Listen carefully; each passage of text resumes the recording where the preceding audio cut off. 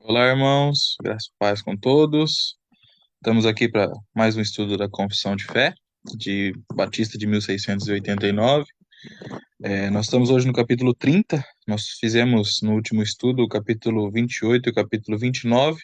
O capítulo 28 dá uma introdução sobre o batismo e a ceia do Senhor, sobre essas ordenanças, né, que nosso Senhor deixou para nós, para a sua igreja. O capítulo 29 fala um pouco mais profundamente sobre o batismo. Nós já falamos sobre esses dois capítulos. Hoje nós vamos falar sobre o capítulo 30, que fala sobre a ceia do Senhor. É um capítulo um pouquinho mais extenso, mas vamos ver juntos.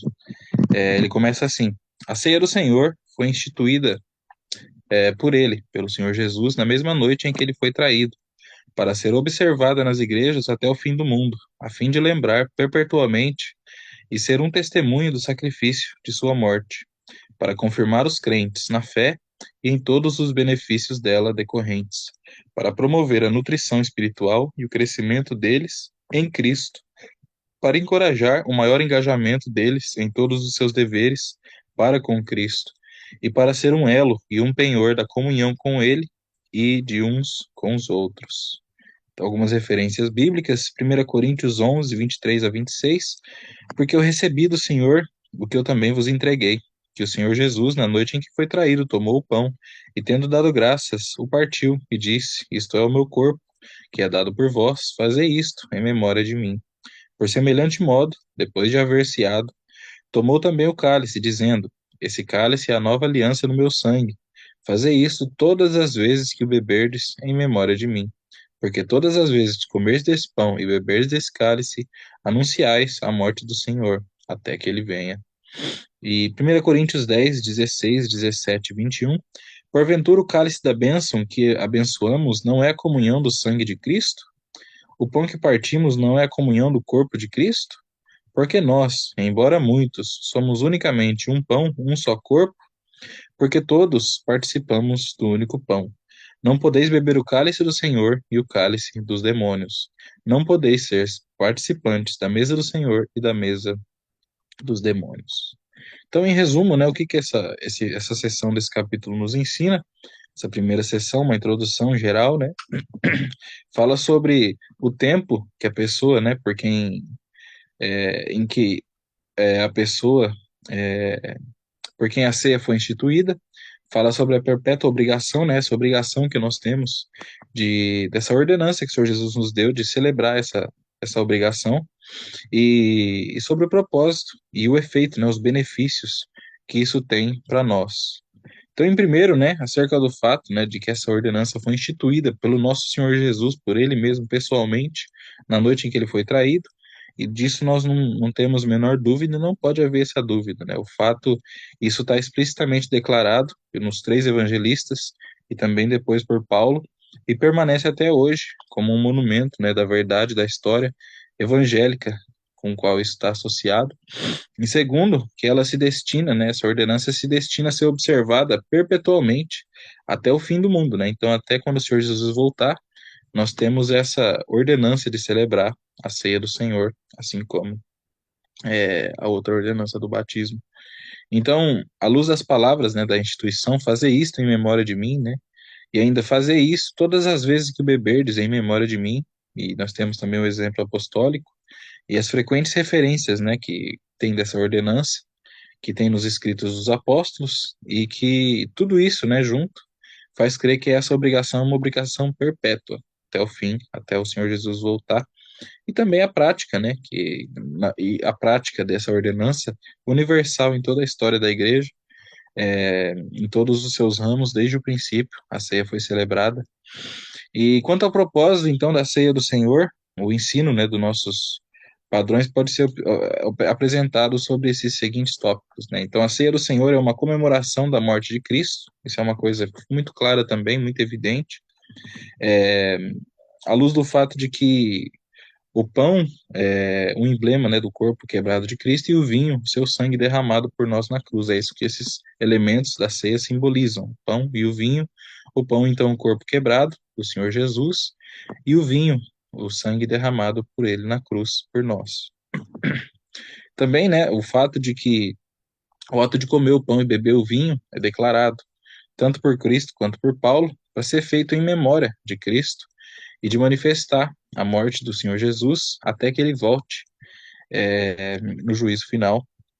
E também é um selo, né, do pacto evangélico, no qual todos os benefícios do novo pacto, né, da nova aliança, do evangelho, estão significados, selados e aplicados aos crentes. Então, o Senhor Jesus nos diz: Este cálice é o novo testamento, ou seja, o novo pacto em meu sangue, que é derramado por vós, em Lucas 22:20. Ou seja, o meu sangue é o selo do pacto da graça, e esse é o cálice, e esse cálice, né, é o símbolo do meu sangue, né? O cálice que nós bebemos é o símbolo desse sangue, que é o selo desse pacto da graça, né, que o Senhor Jesus nos deu, do Evangelho. Então, segundo o seu costume, né, Cristo, ele ratifica a sua promessa de nos salvar, né, ele enfatiza isso sob a condição da fé, como nós vemos em Efésios 2, a salvação vem pela fé, por meio da graça, e não vem de nós. E também ele fala de nos dotar com todos os benefícios da sua redenção.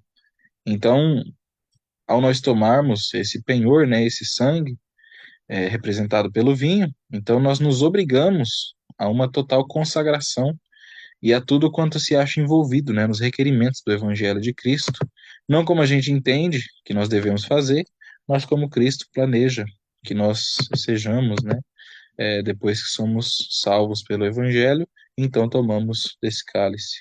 Então é um princípio universal de que todos os juramentos, né, obrigam no sentido em que são entendidos pelas pessoas que os impõem. E por isso, então, é um emblema de profissão de fé, né? A ordenança, essa ceia, a nossa Santa Ceia é um emblema dessa profissão de fé cristã nossa, da fé que nós dizemos ter, e uma marca da obediência de um cidadão do reino dos céus, né? Que nós não somos peregrinos nesse mundo. Também essa ordenança foi designada para significar, né, e efetuar nossa comunhão com Cristo em sua pessoa, em seus ofícios, né, e em seus preciosos frutos. Como Paulo nos diz, 1 Coríntios 10:16, o cálice de bênção que abençoamos não é comunhão no sangue de Cristo, e o pão que quebramos não é comunhão do corpo de Cristo. Então Paulo está sendo aqui fazendo uma pergunta que já tem a resposta implícita nela, dizendo que o cálice, né, é a comunhão do sangue de Cristo e o pão é a comunhão do corpo de Cristo. Então, Paulo está deixando claro aqui, né, Deus por meio do apóstolo Paulo. Também o Senhor Jesus nos diz em João 6, 54 e 55, quem come minha carne e bebe o meu sangue tem a vida eterna, porque minha carne é verdadeiramente comida e o meu sangue é verdadeiramente bebida. Por último, né, a gente vê que isso manifesta e efetua a comunhão mútua dos crentes entre si. Então, é um meio de graça do Senhor para nós termos comunhão uns com os outros e como membros de um só corpo e de um só sangue, como nós lemos também em 1 Coríntios 10:17, porquanto nós, sendo muitos, somos um só pão e um só corpo, porque todos nós somos participantes desse único pão. Ou seja, por que que nós somos um só corpo? Porque todos nós participamos desse único pão que representa o corpo de Cristo. Então, a união com a cabeça, né, com Cristo, que é a cabeça da igreja, é, necessariamente isso implica a comunhão de uns com os outros nessa cabeça. Se nós somos o corpo, se nós fazemos parte do corpo, então claro que a nossa comunhão vem da cabeça que é Cristo. E o pão simboliza o corpo de Cristo e o vinho o seu sangue. Então, continuando, né, vamos dar uma avançadinha agora. Essa seção 2, ela fala o seguinte: nessa ordenança, na ceia, Cristo não é oferecido ao Pai, nem qualquer sacrifício real é feito para a remissão dos pecados dos vivos ou dos mortos. A ceia é apenas um memorial do sacrifício único que Cristo fez de si mesmo sobre a cruz e de uma vez por todas. Tetelestai, né? Está consumado, foi feito de uma vez por todas. E é também uma oferta espiritual de todo o louvor que é possível oferecer a Deus em reconhecimento ao sacrifício feito por Cristo. O sacrifício católico romano, da missa, né, como é chamado, é totalmente abominável e uma injúria ao sacrifício pessoal de Cristo, que é a propiciação única por todos os pecados dos eleitos. Então, algumas referências bíblicas, Hebreus 9, 25, 26 e 28. Nem ainda para se oferecer a si mesmo muitas vezes, como sumo sacerdote, cada ano entra no Santo dos Santos com o sangue alheio. Ora, nesse caso, seria necessário que ele tivesse sofrido muitas vezes desde a fundação do mundo. Agora, porém, ao se cumprirem os tempos, manifestou, de uma vez por todas, para aniquilar o sacrifício de si mesmo o pecado. Assim também Cristo, tendo se oferecido uma vez para sempre para tirar os pecados de muitos, aparecerá segunda vez, sem pecado, aos que o aguardem para salvação. Então, aqui fica muito claro que o sacrifício de Cristo foi oferecido uma vez para sempre, né? De uma vez por todas, foi consumado. 1 Coríntios 11, 24, e tendo dado graças, partiu e disse, isto é o meu corpo, que é dado por vós, fazer isto em memória de mim. Mateus 26, 26 e 27. Enquanto comiam, tomou Jesus um pão, abençoando, partiu e deu aos seus discípulos, dizendo, tomai e comei, isto é o meu corpo. A seguir, tomou um cálice e, tendo dado graças, deu aos discípulos, dizendo, bebei dele todos. Continuando, né, no cumprimento dessa ordenança, o Senhor Jesus determinou que os seus ministros orem e abençoem os elementos, o pão e o vinho, separando-os do seu uso comum para o seu uso sagrado. Então, os ministros devem tomar e partir o pão, tomar o cálice, e participando eles mesmos desses elementos, dá-los também, né, ambos, o pão e o vinho, aos demais comungantes. Então, primeiro eles tomam também, eles separam o vinho e o pão, tomam e dão também aos demais crentes, né, que vão participar da ceia. Algumas referências bíblicas, 1 Coríntios 11, 23 e 26, como nós já vimos, né, a cestação da ceia, que eu recebi do Senhor, também vos entreguei. Paulo fala que nós, o modo como nós comemoramos a ceia do Senhor. Continuando, né, negar o cálice ao povo, adorar os elementos, ou levantar ou carregá-los perante o público para adoração e guardar os elementos para qualquer outra finalidade supostamente religiosa, tudo isso contradiz a natureza dessa ordenança, bem como a intenção de Cristo ao instituí-la. Então, uma coisa que nós vemos muito, infelizmente, nos nossos dias, as pessoas acabam idolatrando esses elementos, né, o pão e o vinho, ficam levantando o pão no meio do culto, levantando o vinho. Alguns, depois que a ceia acaba, se sobra pão, eles enterram o pão como se o pão fosse realmente o corpo de Cristo. Nós vamos falar disso. E tudo isso contradiz a natureza dessa ordenança e também contradiz a intenção de Cristo quando ele instituiu essa ordenança para ser um memorial do verdadeiro cordeiro, do cordeiro que foi imolado. E o pão somente remete ao corpo de Cristo e o vinho somente remete ao sangue de Cristo. Então, idolatrar eles, impor qualquer coisa a esses elementos, é uma coisa contraditória à natureza, contraditória à palavra. Como nós já lemos, né? Mateus 26, 26 a 28, enquanto comiam, tomou Jesus o pão, partiu e deu aos discípulos, dizendo, tomai e comei, isso é o meu corpo. Depois tomou o cálice, tendo dado graças, deu aos seus discípulos, dizendo, bebei dele todos, que esse é o meu sangue, o sangue da nova aliança, derramado em favor de muitos para a remissão de pecados. Mateus 15, 9, e em vão me adoram, ensinando doutrinas que são preceitos de homens.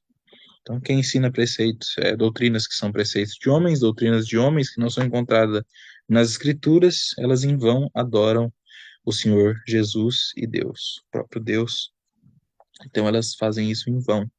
Êxodo 20, 4 e 5, não farás para ti imagem de escultura, nem semelhança alguma do que há acima nos céus, nem embaixo na terra, nem nas águas debaixo da terra. Não as adorarás, nem lhe darás culto, porque eu sou o Senhor teu Deus, Deus zeloso, que visito a iniquidade dos pais, dos filhos, até a terceira e quarta geração daqueles que me aborrecem.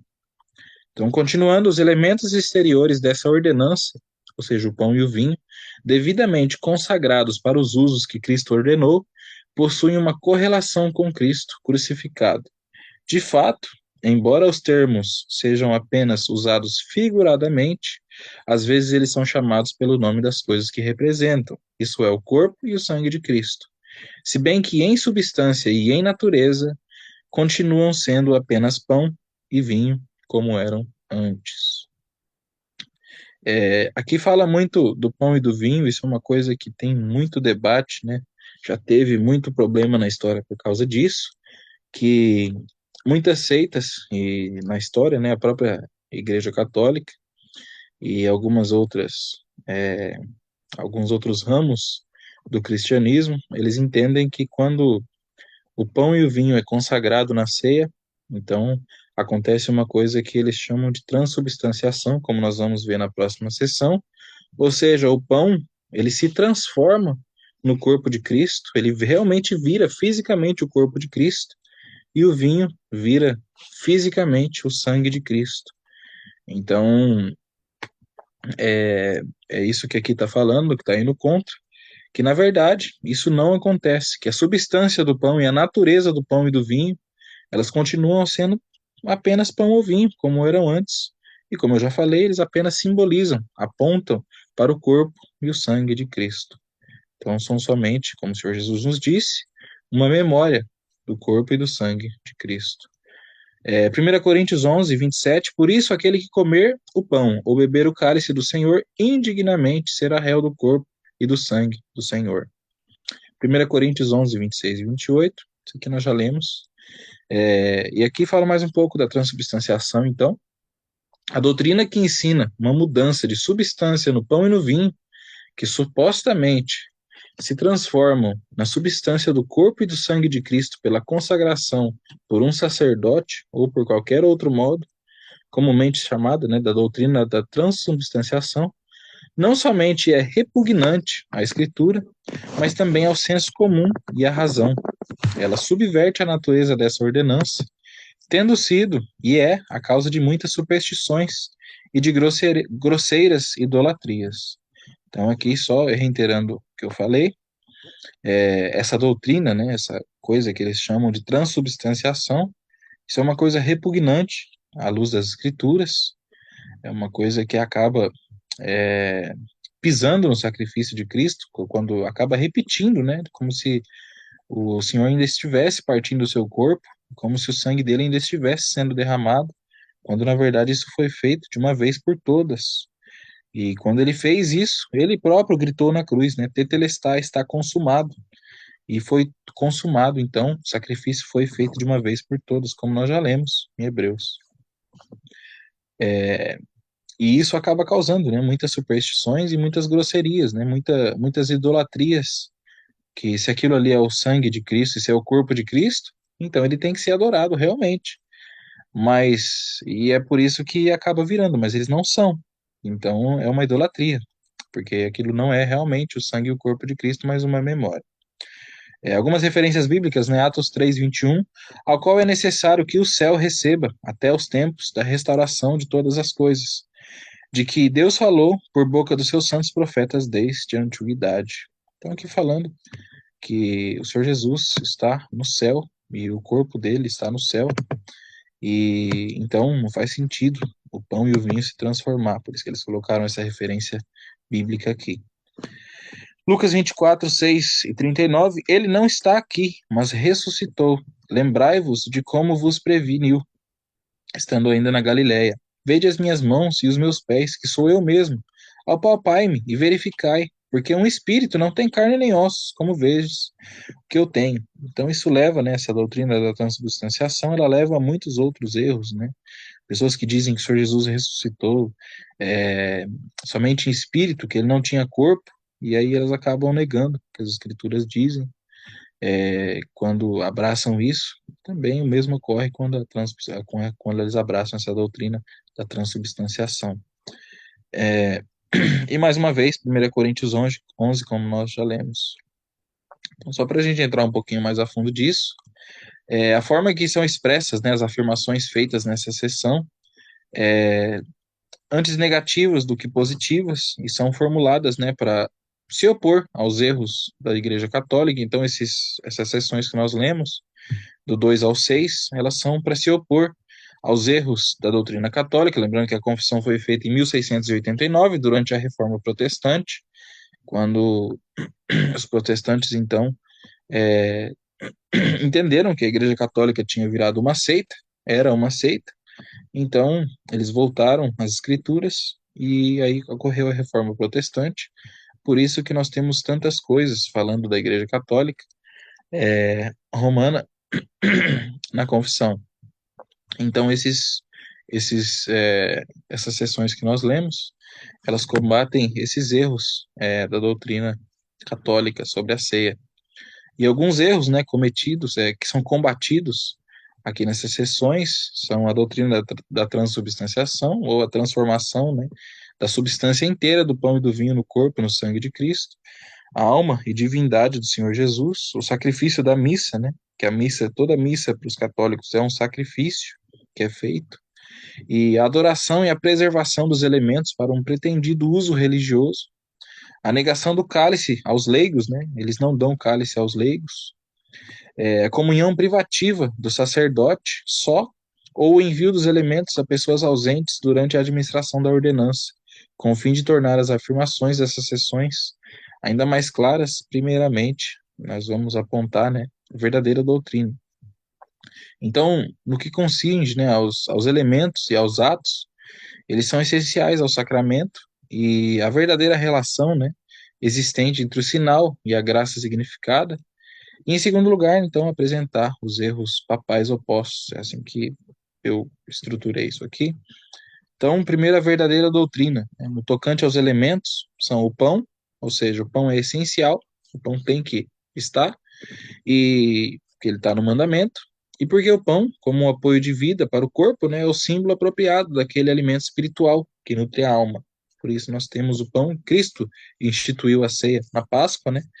E quando o único pão em mãos era o pão sem fermento. Então a igreja primitiva sempre usou o pão comum da vida cotidiana. As igrejas romana e luterana sustentam que se deve usar o pão sem fermento.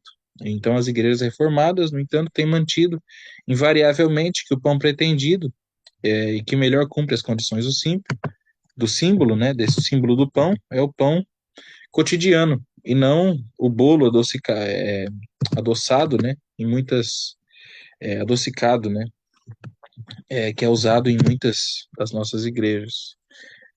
Algumas igrejas dão um pedacinho de bolo adocicado, mas nas igrejas reformadas nós mantemos então que o que deve ser usado é o pão do dia a dia, é o pão que nós comemos no dia a dia, porque na época do Senhor Jesus o pão do dia a dia era o pão sem fermento, e na nossa época não é mais assim, então nós usamos o pão do nosso dia a dia. O vinho, né, que é o suco fermentado extraído da uva, é outro elemento, uma coisa essencial que tem que ter na ceia, aqui algumas referências bíblicas, e isso é essencial segundo o mandamento e exemplo de Cristo, né? E pelo costume da igreja, desde o princípio da igreja cristã.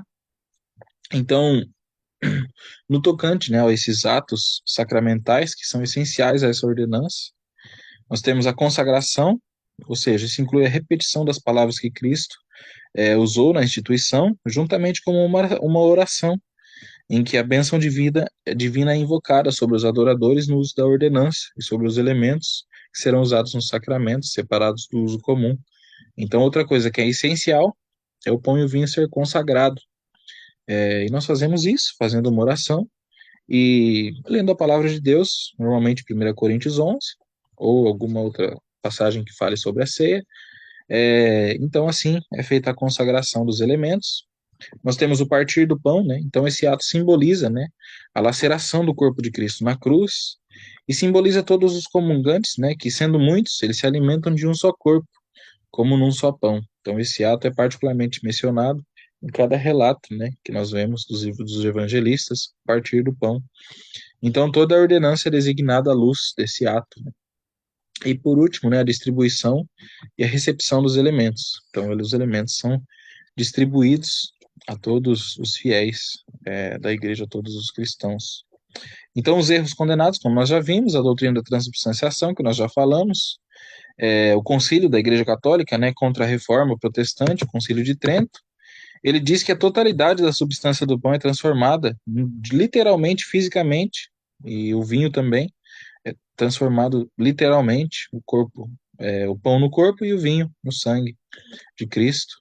E eles falam que isso acontece de forma literal, verdadeiramente. Eles viram isso. Então, esse é um dos erros combatidos. Os luteranos também sustentam isso, né? Que embora o pão e o vinho permaneçam mediante a palavra da consagração, o corpo e o sangue reais de Cristo, ainda que invisíveis, estão realmente presentes. E sob o pão e o vinho, né? Então, os luteranos, né, eles seguem essa linha. Não chega a ser exatamente como a Igreja Católica prega, tem uma leve diferença, mas não fica muito longe também, e também não é ideal.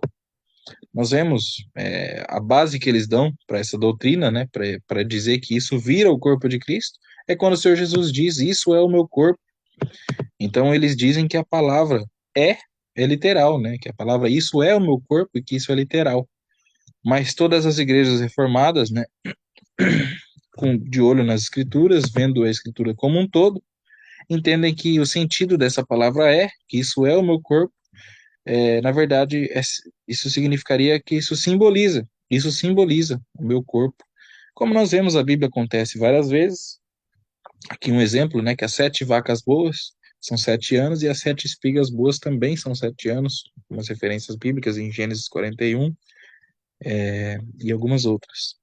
Então, além disso, né, quando Nosso Senhor disse isso, né, e lhes deu o pão para comer, ele estava sentado perto deles, com seu corpo integral, não dividido, comendo e bebendo com eles. Então, essa doutrina é falsa porque ela não é ensinada nas Escrituras, ela confunde a própria ideia desse sacramento, dessa ordenança, ela contradiz, né, os nossos sentidos, já que nós vemos, cheiramos e degustamos e sentimos o pão e o vinho, e jamais fazemos nada dessas coisas, não sentimos nem carne e nem sangue. Então contradiz a razão também, porque ensina que as propriedades, né, não podem existir a não ser quando são inerentes a alguma substância. É uma coisa ilógica e é uma coisa absurda e impossível também, já que o corpo glorificado de Cristo é ainda material e, portanto, finito, né? E daí ele não pode estar presente em todos os lugares da terra, mas ausente à destra do Deus Pai no céu. Então, o Senhor Jesus está no céu à destra do Deus Pai. E também, né, a doutrina no tocante à missa como um sacrifício. Então, o Concílio de Trento ensina que todos os cultos dele, todas as missas, são um sacrifício, que a Eucaristia, que é como eles chamam a ceia, é tanto um sacramento quanto um sacrifício também. Então, toda missa é um sacrifício e toda ceia católica é outro sacrifício. Então, como um sacramento, a alma do recipiente é nutrida pelo corpo, pelo sangue, e os quais ele come, né, na forma de hóstia, assim que funciona. E então, como um sacrifício, ela é uma oblação externa, né, do corpo e o sangue de Cristo oferecido a Deus. Enfim, eles fazem um sacrifício, normalmente, de todos os cultos dele. Eles sacrificam novamente o Senhor Jesus, segundo o entendimento deles, né? E essa doutrina é falsa, né, a doutrina da missa, porque também não é ensinada em parte alguma nas escrituras, e os ministros cristãos nunca são chamados, né, ou qualificados de sacerdotes, mas de mestres e administradores. E o único sacrifício de Cristo na cruz, ele foi perfeito, e ele exclui todos os demais. Nós não temos mais sacrifícios. Ele foi feito de uma vez por todas. O livro de Hebreus fala muito disso, todo o Novo Testamento. E a mesma ordenança, então, não pode ser, né, um sacramento e um sacrifício. Ou é um sacramento ou é um sacrifício. Por isso que isso é uma coisa errada também, é um ensino errado. E uma vez que, então, os romanistas sustentam, né, que a substância inteira do pão é vinho e permanentemente transformada no corpo e no sangue, consequentemente, eles mantêm, né, que a principal intenção da ordenança é consumada quando as palavras da consagração são pronunciadas e a mudança é efetuada. Então, por isso eles preservam a hóstia, né, o pão que eles usam, cuidadosamente, né, que fica confinada, e essa hóstia, então, é elevada e adorada e carregada nas procissões. E tudo isso fica em pé ou cai. Então, tá tudo ligado, ou tudo isso está certo, ou se uma coisa está errada, todo o resto cai. E a missa e a transubstanciação junto. Então, depois de estabelecer a doutrina da transubstanciação, aí surgiu o medo, né, natural de que algo da pessoa do Senhor maculasse ou se perdesse com o esmigalhar do pão, né, ou com o derramar do vinho. Então, por isso que o pão é preparado em pequenas hóstias, que não podem, né, se desapegar, e o cálice é negado aos leigos, né, e confinado aos sacerdotes. Então, só os sacerdotes tomam o cálice, e para consolar os leigos, então, eles ensinam que já que o sangue está presente na carne, né, que o sangue já está presente ali, então não precisa tomar o cálice, o sangue já está na hóstia, e a alma no corpo. Então, como a divindade está na alma de Cristo e a pessoa de Cristo em sua totalidade, é o que eles ensinam, então ele igualmente estaria presente em cada partícula do pão. É assim que ensina o Concílio de Trento, né, o Concílio da Igreja Católica. Então, em oposição, né, aos multiformes abusos contra essa ordenança, que prevalecem até hoje, né, nos nossos dias. Então, em comum critério, né, geral das igrejas reformadas, elas ensinam que a ceia do Senhor é essencialmente uma comunhão, no qual a associação do crente com Cristo e com seus irmãos se manifesta através do comer e do beber, do mesmo pão e do mesmo cálice. Então, segue-se também que não se deve enviar a ceia a pessoas ausentes da administração e nem deve ser administrada pelo oficiante só mesmo. Então, a pessoa que está fazendo a ceia não pode tomar a ceia sozinha e essa ceia também não pode ser negada aos fiéis. É claro que nós temos casos particulares, que aí pode ser administrado em casos particulares, tem lugares que tem muita perseguição, então nós temos um número de membros e uma pessoa instituída por Deus, como a Bíblia nos diz, que Deus nos deu pastores e mestres para cuidar da igreja, então essa pessoa, ela vai então distribuir a ceia do Senhor, e aí então eles vão fazer a ceia, mas isso é num caso excepcional, senão nós fazemos na igreja, com o pastor, o ministro instituído, né?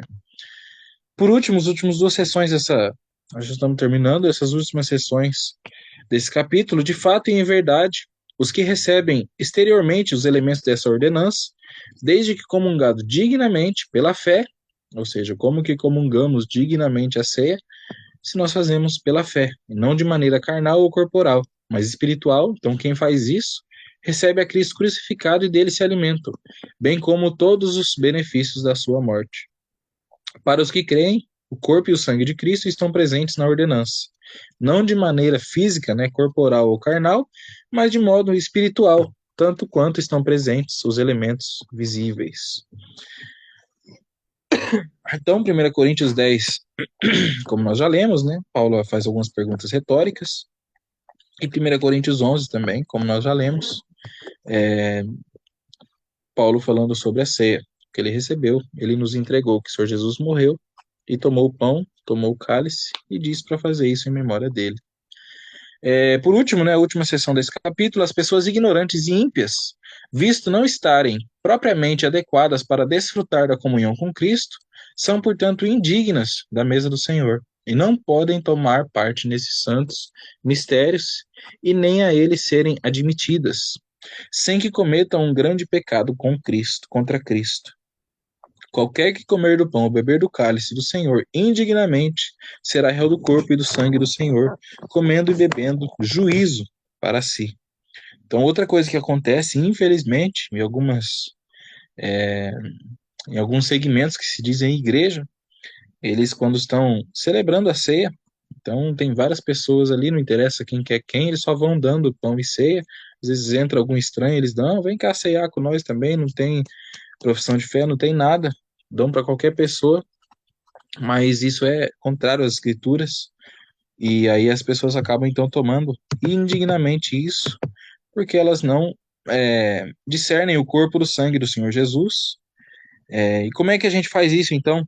Com a salvação pela fé. Nós entendemos que o corpo e o sangue de Cristo foram partidos, derramados por nós, então nós cremos nisso pela fé, nós confiamos somente em Cristo, né? Uma salvação monergista, uma salvação que crê somente em Cristo, em nada que nós fazemos, do começo ao fim. Então é assim que nós discernimos o corpo e o sangue do Senhor Jesus, então tomamos a ceia dignamente e não indignamente, e assim nós não nos tornamos réus do corpo e do sangue do Senhor Jesus. Ou seja, a conclusão é óbvia, como nós lemos. Quem crê que é salvo por alguma coisa que a pessoa faz, por alguma bondade que a pessoa tenha, ou por qualquer coisa que não seja somente Cristo, qualquer pessoa que leve a isso, ela está tomando o sangue, está tomando a ceia indignamente, e ela é réu do corpo e do sangue de Cristo. Então, algumas referências bíblicas, 2 Coríntios 6, 14 e 15, não vos ponhais em julgo desigual com os incrédulos, porquanto, que sociedade pode haver entre a justiça e a iniquidade, ou que comunhão há entre a luz e as trevas? Qual a harmonia entre o Cristo e o maligno? Ou qual é a união do crente com o incrédulo? 1 Coríntios 11, 29, pois quem come e bebe sem discernir o corpo, come e bebe juízo para si. E Mateus 7, 6, não deis aos cães o que é santo, nem lanceis pérolas aos porcos, para que não as pisem e com os pés, voltando-se, vos dilacerem. Então, essas sessões, como nós já vimos, né, ensinam a doutrina reformada quanto à relação que na ceia, né, do Senhor subsiste entre o sinal e a graça significada. Ou seja, quanto à natureza da presença de Cristo no sacramento, que ele está presente espiritualmente, e o sentido em que, consequentemente, né, que as pessoas indignas se alimentam do corpo e do sangue do Senhor Jesus, como nós vimos, de maneira para a própria condenação. Então, essa doutrina reformada, a gente pode resumir ela assim: pão e vinho, né? Permanecendo pão e vinho, eles não mudam, mas eles representam. Então, essa é uma das coisas. O corpo e o sangue, portanto, estão só presentes virtualmente, ou seja, espiritualmente. E, portanto, né, quando se diz que os crentes recebem e se alimentam do corpo e do sangue de Cristo, significa que eles recebem, não pela boca, mas pela fé, os benefícios que Deus nos assegura pela morte sacrificial do Senhor Jesus na cruz. Então, desse fato, né, também, segue-se que os crentes, no mesmo sentido, recebem e se alimentam do corpo e do sangue de Cristo em outras ocasiões, sem uso do sacramento, fazendo uso, então, de outros meios de graça, a oração, a meditação da palavra e etc. Então, assim também, nós recebemos e se alimentamos do corpo e do sangue de Cristo, desse sacrifício que ele fez por nós. Em 1 Coríntios 11, Deus, né, por meio do apóstolo Paulo, nos adverte que se nós compadecemos a ceia do Senhor de uma maneira desdenhosa, né, ou insensível, imprudente, então essa atitude não discerne a seriedade do que aconteceu na cruz. Então, se você é um cristão, né, você perde a sua vida não pela ira, mas com um ato de disciplina paternal de Deus. Então, vamos ler para a gente ler, né, de modo simples e devagar, 1 Coríntios 11, né, de 27 a 32. Por isso, aquele que comer o pão ou beber o cálice do Senhor indignamente, isto é, não confiando e apreciando o precioso dom de Cristo, será réu do corpo e do sangue do Senhor. Examine-se, pois, o homem a si mesmo, e não para ver se você é bom o bastante, mas para ver se você está disposto a abandonar a si mesmo, né? E confiar em Jesus inteiramente para tudo que for preciso. Então, assim, coma o pão e beba o cálice. Pois quem come e bebe sem discernir o corpo, ou seja, como nós já dizemos, né, sem estar consciente que esse pão não deve ser comido como um sanduíche, né, de forma como faziam os coríntios, vou comer, só comer por comer, mas comer pela fé, comer crendo no sacrifício do Senhor Jesus. Então, se a pessoa não faz isso, ela come e bebe juízo para si. No verso 30, né, aqui está o que ele pretende dizer. Então, eis a razão que há entre vós muitos fracos e doentes, e não poucos que dormem, não enviados por inferno. O próximo texto explica, né? Porque se nós julgássemos a nós mesmos, nós não seríamos julgados, mas quando julgados, somos disciplinados pelo Senhor para não sermos condenados, ou seja, ir para o inferno com o mundo. Então, nós não devemos considerar a ceia do Senhor, né, de maneira leviana.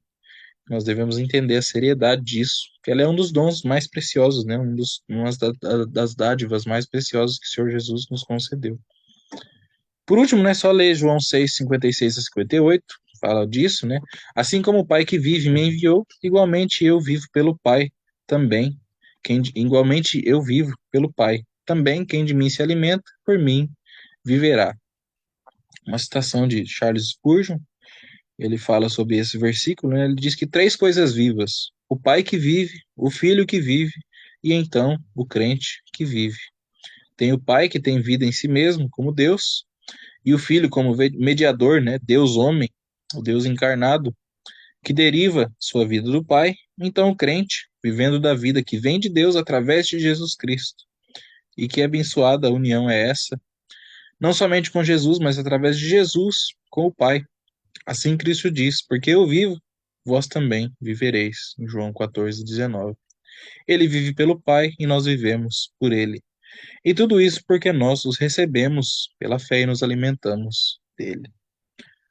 Então, irmãos, esse foi o nosso estudo, um pouquinho mais longo hoje, mas esse é um tema maravilhoso, né? Falar sobre o sacrifício do nosso Senhor Jesus, que nos deu vida eterna para com Deus. Então, nós somos eternamente gratos disso e que nós não possamos ver isso de forma leviana, mas considerar a seriedade disso e aprendendo com os erros que foram cometidos na história.